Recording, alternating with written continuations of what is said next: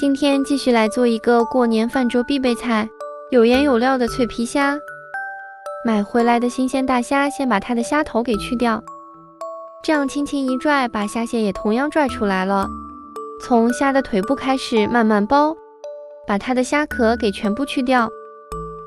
虾的尾部的壳要留着。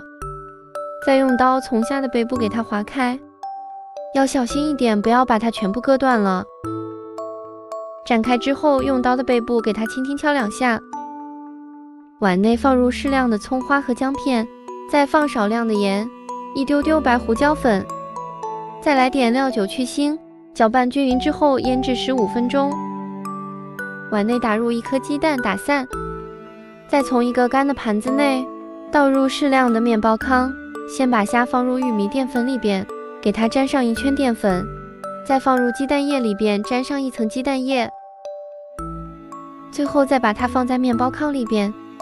表面均匀的给它沾上1层面包糠。等全部做好后，准备来炸制。油温5成热，抓住虾的尾部，慢慢的放入锅内，刚放进去不要翻动，等炸到定型了，用筷子给它翻一个面，让虾的2面上色更均匀。虾很容易熟，大概炸个5分钟左右，就可以把它捞出来了，我们的脆皮虾也就做好了，是不是也很简单呢？